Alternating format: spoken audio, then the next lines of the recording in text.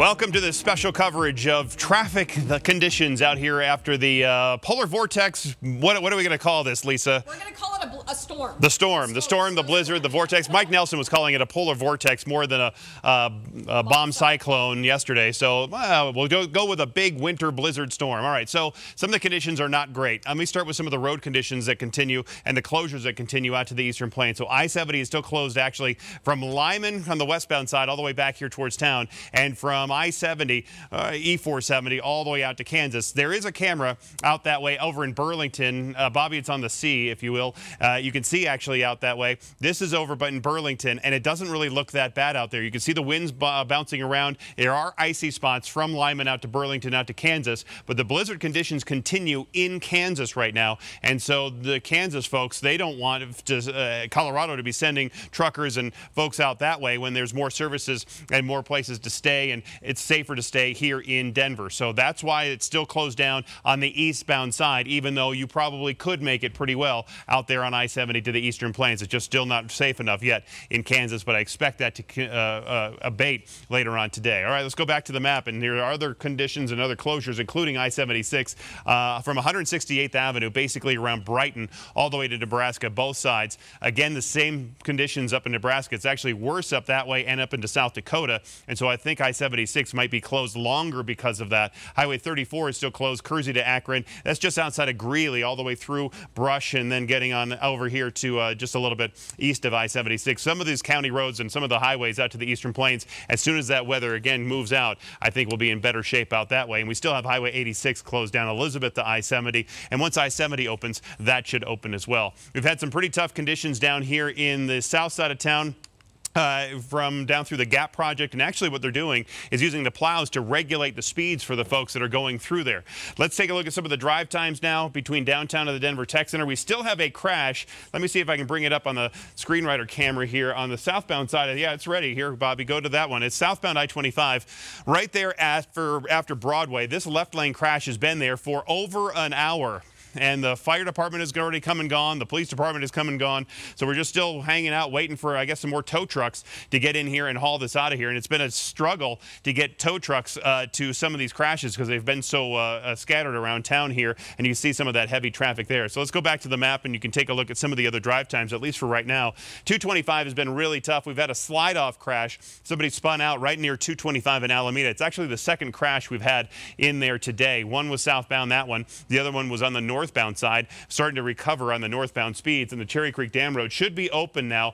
They had it closed down on the overnight hours and through the blizzard yesterday just because of the conditions and so slick for us up there. 6th Avenue, we've had crashes out that way. That is all clear now on 6th Avenue, whether it's on the east or westbound side, but still lane recognition and finding where you're supposed to be going is not going to be easy for you out on 6th Avenue. We'll take a look at some of those cameras in just a minute. I-70 is still steady as she goes, about 30 miles an hour, 30, 40s right in there through that construction zone, and they are still planning to close down I-70 this weekend, Friday night at 10 o'clock, all the way through Monday morning until about 5 o'clock on Monday morning, and that's between 270 and Colorado Boulevard. That is still planned to happen this weekend. You're still looking at about 25 to 30 minutes either side of I-25 to the north side of town. I-76 obviously still closed near Brighton, and then Highway 36 has actually been in pretty decent shape. All right, so it might feel a little clunky, but I'm going to go and change some of the cameras for us here. So take a look at the cameras here at 6th Avenue on screenwriter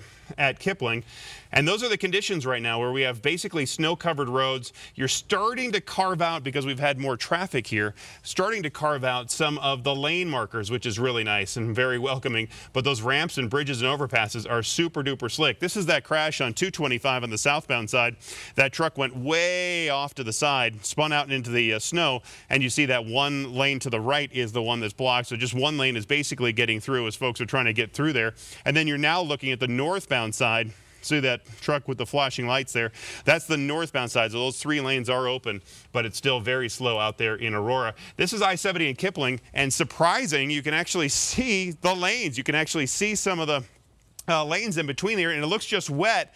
Also down on C470, right by Alameda Green Mountain. I've seen much of the same conditions, so it is improving in some areas where it wasn't as bad. The storm wasn't as bad, but a lot of the side streets through Denver are still really, really bad for us here today.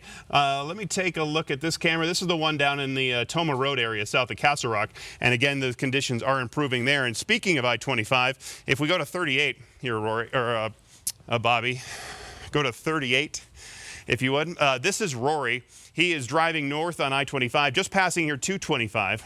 That's the ramp that takes you from southbound 25 to southbound to northbound 225. And look, it's just wet now, so the conditions really have improved, even in the last hour, where down here we did have snow-covered roads. You couldn't see the lane markers at all along I-25, and now you can actually see where you're going. And I think a lot of that is some of the sunshine, a little bit warmer in the temperatures. Some of the snow is now abated, and we're also starting to see some of the de-icers really start to work on the ice and snow as traffic is really hitting this. So this is the Quincy Bridge right there going up to Hamden, and it doesn't look that bad as they're going north, and still about a 20 to 25 minute ride out of the Denver Tech Center going all the way to downtown Denver. And then we'll check in with Rory maybe later as he's going to be driving through some of the side streets. I wanted to bring up this video right here, and this is what I recorded earlier. So take a look back at screenwriter, Bobby.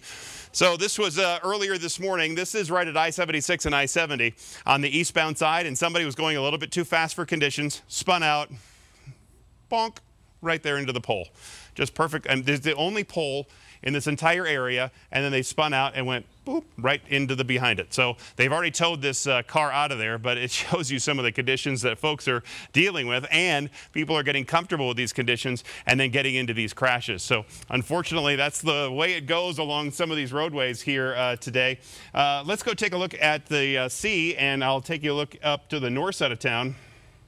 This is I-25 up at the Thornton Parkway, and again, I'm starting to see more of the lanes starting to show up as we start to see more of the sunshine and more of the warmer temperatures. The road conditions are really going to improve here over the next hour. I think by mid-morning, we should see a vast improvement on all these road conditions.